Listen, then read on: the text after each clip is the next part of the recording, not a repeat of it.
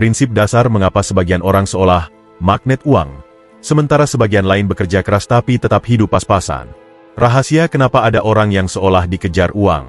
Ada satu hal menarik yang sering bikin orang heran.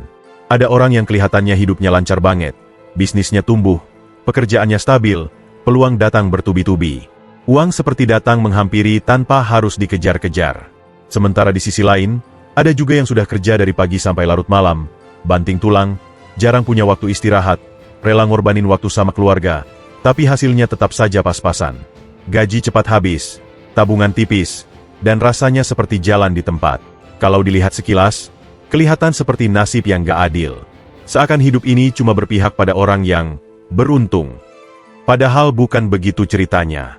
Di balik semua itu, ada hukum tidak tertulis yang sangat kuat, yang diam-diam bekerja tanpa kita sadari. Hukum ini bukan tentang siapa yang paling rajin atau paling capek kerja, tapi tentang siapa yang punya nilai lebih besar di mata orang lain.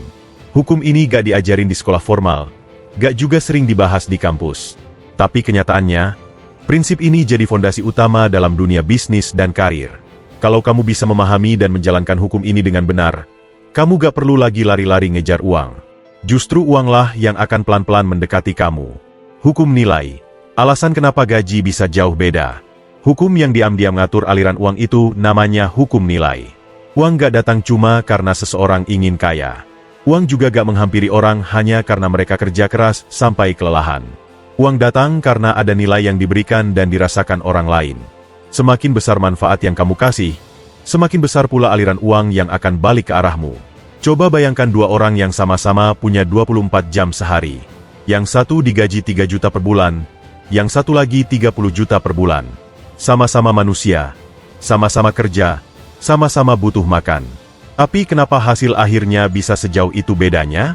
Jawabannya bukan pada jumlah jam kerja, tapi seberapa besar nilai yang mereka ciptakan. Uang pada dasarnya hanyalah alat tukar. Setiap kali kamu menerima uang, itu tandanya kamu sedang menukar sesuatu. Entah itu keahlian, solusi, pengalaman, atau manfaat.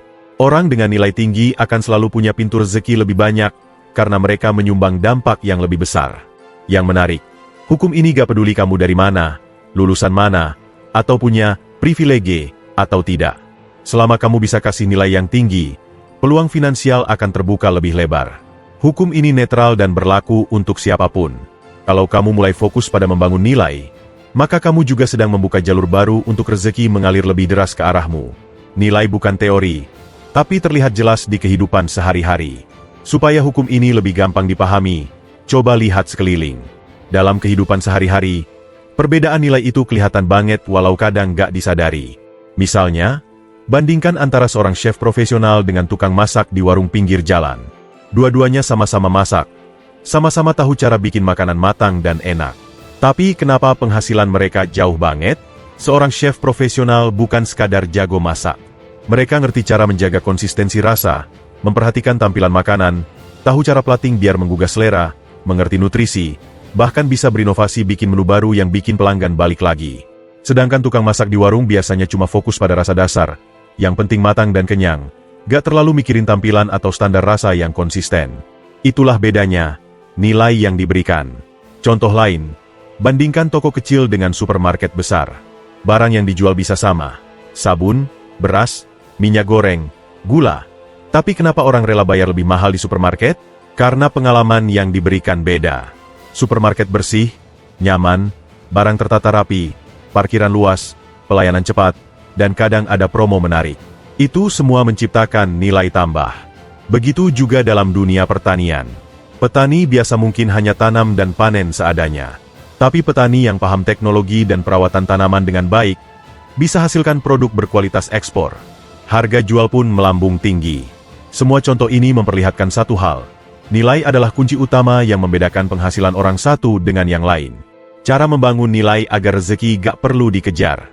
Kalau kamu ingin uang mengalir ke arahmu, bukan kamu yang ngos-ngosan ngejar uang, maka satu-satunya jalan adalah bangun nilai yang bermanfaat buat orang lain.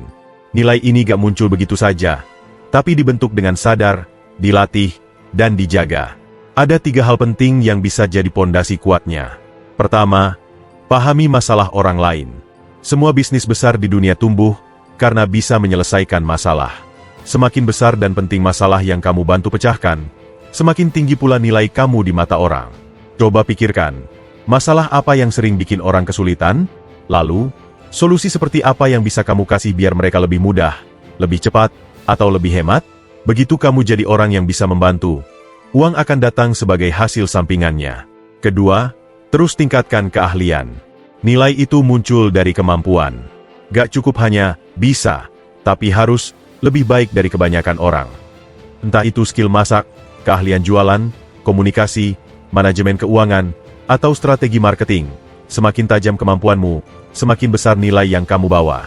Orang rela bayar lebih mahal untuk orang yang ahli. Ketiga, bangun kepercayaan dan reputasi. Nilai gak cukup hanya diciptakan sekali. Ia harus dijaga. Orang akan balik lagi ke kamu kalau mereka percaya.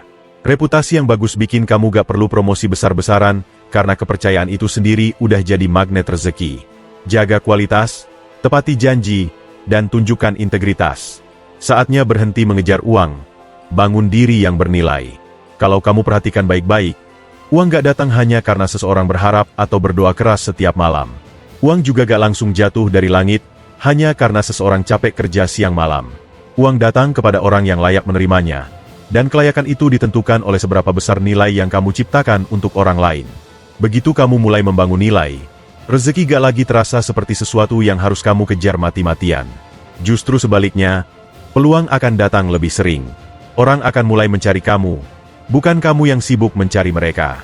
Mereka datang bukan cuma karena harga, tapi karena mereka percaya sama nilai yang kamu kasih. Jadi mulai sekarang, ubah arah pertanyaanmu.